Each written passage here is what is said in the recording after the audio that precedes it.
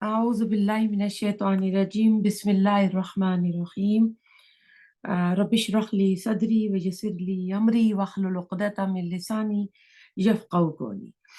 ایسا ہے کہ سوال ہے کہ کیا نبی کریم صلی اللہ علیہ وسلم پر جادو ہوا تھا؟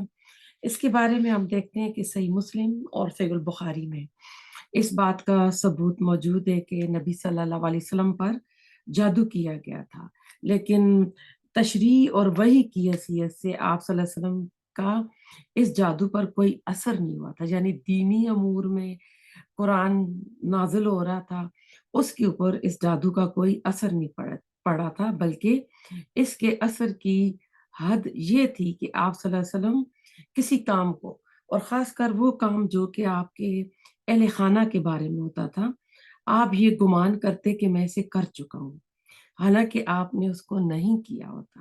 اسی سلسلے میں حضرت عائشہ رضی اللہ تعالیٰ عنہا سے روایت ہے، وہ فرماتی ہیں کہ قبیلہ بنو زریق کے ایک شخص نے، جس کا نام لبید بن عاصم تھا، رسول اللہ صلی اللہ علیہ وسلم پر جادو کیا تھا، یہاں تک کہ رسول اللہ علیہ وسلم کو یہ گمان ہوتا تھا کہ انہوں نے کوئی کام کر لیا ہے، حالانکہ کیا نہ ہوتا تھا۔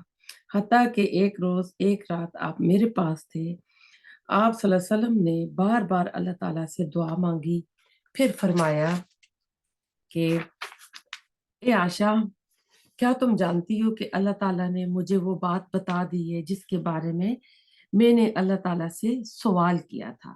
دو آدمی یعنی دو فرشتے میرے پاس آئے، ان میں سے ایک میرے سرہانے کی طرف تھا اور دوسرا میری پائنتی کی طرف، پاؤں کی طرف۔ ان میں سے ایک نے اپنے دوسرے ساتھی سے پوچھا کہ اس شخص کو کیا تکلیف ہے؟ دوسرے نے جواب دیا، یہ سحر زدہ ہے، یعنی جادو زدہ ہے، اس پر جادو ہوا ہے۔ اس نے پوچھا کہ آپ پر کس نے جادو کیا ہے؟ تو جواب دیا کہ لبید بن عاصم نے کیا ہے۔ پھر پوچھا کہ کس چیز میں کیا ہے؟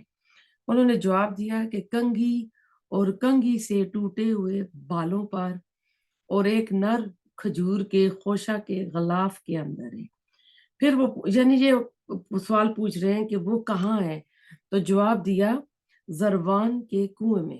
چنانچہ رسول اللہ صلی اللہ علیہ وسلم اپنے اصحاب میں سے چند لوگوں کے ساتھ اس کنویں پر تشریف لے گئے۔ واپسی پر آپ نے فرمایا، اے عائشہ، اس کا پانی گلی ہوئی مہندی کی طرح تھا، یعنی جیسے زہریلا ہوتا ہے، اور اس کے کھجور کے سرے شیطانوں کی سر کی مانند تھے۔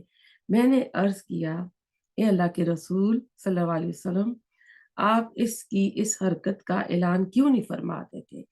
آپ نے فرمایا، اللہ نے مجھے شفا دے دی ہے، چنانچہ مجھے یہ ناپسند ہے کہ میں لوگوں میں شر کو بھڑکاؤں۔ پھر آپ نے حکم دیا اور اس کو دفن کر دیا، کہ یعنی وہ جن بالوں پہ جادو کیا تھا اس کو۔ اس کے بارے میں امام بغوی رحمۃ اللہ کہتے ہیں، کیونکہ اس حدیث میں مطبوب کا لفظ آیا ہے، تو کہتے ہیں مطبوب سے وہ لفظ ہوتا ہے جس کے اوپر جادو کیا جاتا ہے، اور مشاطہ آیا ہے کنگھی کے لیے، تو کہتے ہیں یہ مشاطہ سے جو بال گرتے ہیں نا، کنگھی سے ٹوٹ کے جو بال گرتے ہیں ان کو کہا گیا ہے۔ اور مشاطہ کہتے ہیں دھاگا جو ہوتا ہے نا، تانت کا دھاگا، تار، اس کو بھی بولتے ہیں۔ اب آپ سب کو معلوم ہے کہ رسول اللہ صلی اللہ علیہ وسلم کے بال جو تھے لمبے تھے، آگے سے چھوٹے، پیچھے سے لمبے تھے، تو وہ کنگھی کرتے ہیں تو جیسے ہمارے بال گر کے ٹوٹتے ہیں نا، تو اس طرح بال ٹوٹے تھے۔ امام بخاری رحمۃ اللہ فرماتے ہیں کہ المشاطہ وہ بال ہیں جو کنگھی کرتے وقت نکلتا ہے، اور یہ مشاطہ کہتے ہیں کتان کا، تانت کا جو دھاگا ہوتا ہے اس کے لیے بھی بولا جاتا ہے۔ اب مفسر قرآن امام سلوی رحمۃ اللہ نے اپنی تفسیر میں لکھا ہے، ابن عباس اور عائشہ رضی اللہ تعالیٰ عنہ کا قول ہے کہ ایک یہودی لڑکا تھا جو رسول اللہ صلی اللہ علیہ وسلم کی خدمت کیا کرتا تھا۔ یہودی اس وقت چپ کے اس لڑکے کے پاس آتے رہے، حتیٰ کہ اس نے نبی کریم صلی اللہ علیہ وسلم کی کنگھی سے نکلے ہوئے سر کے بال اور کنگھی کے چند دندانوں کو حاصل کر کے ان کو یہودیوں کے حوالے کر دیا۔ بالآخر اس میں انہوں نے پھر جادو کر دیا، یعنی جادو کرنے میں رسول اللہ علیہ وسلم کی خدمت کرتا تھا، تو ہی زمان اس نے وہ بال کلیکٹ کیے اور جا کے یہودیوں کو دیے۔ اور اس کے اوپر ناٹ لگا کے نا انہوں نے ایک زروان کنواں تھا اس میں جا کے ان جادو کو وہاں پہ چھپا دیا تھا۔ ابن جریر رحمۃ اللہ نے روایت کی کہ جبریل علیہ السلام نبی کریم صلی اللہ علیہ وسلم کے پاس تشریف لائے اور پوچھا کہ اے محمد کیا آپ کو کوئی شکایت ہے، یعنی کوئی تکلیف ہے؟ آپ نے فرمایا ہاں۔ پھر جبریل علیہ السلام نے دم کیا۔ وہ دم کیا تھا؟ بسم اللہ الرقیق من کل دائیں یوزیک ومن شر کل حاسد و عین اللہ یشفی۔ اللہ کے نام سے میں تمہیں دم کرتا ہوں ہر اس مرض سے جو آپ کو تکلیف دے، ہر حسد کرنے والے کے شر اور نظر بد سے۔ اللہ آپ کو شفا دے۔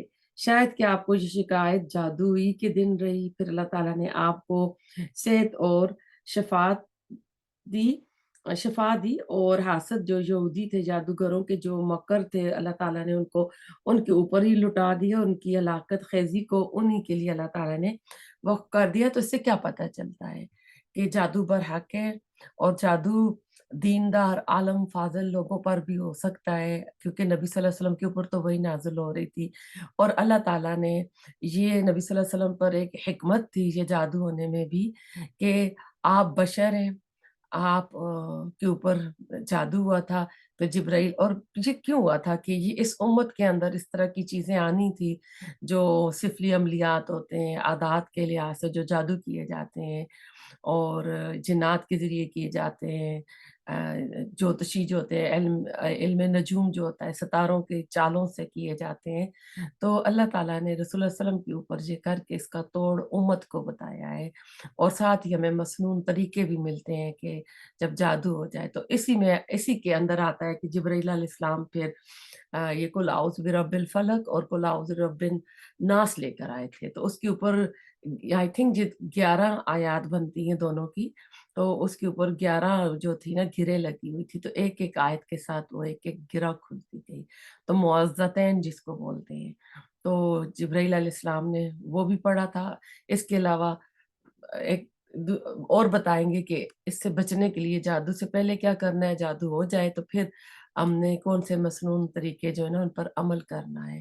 تو اللہ ہم سب کو اس طرح کی چیزوں سے نا، حسد سے، نظر بد سے اور جادو سے بچا کر رکھے۔ اللہ تعالیٰ ہم سب کو اپنے حفظ و امان میں رکھے، آمین۔ ربنا تقبل منا انک انت السمیع العلیم وتب علینا انک انت التواب الرحیم۔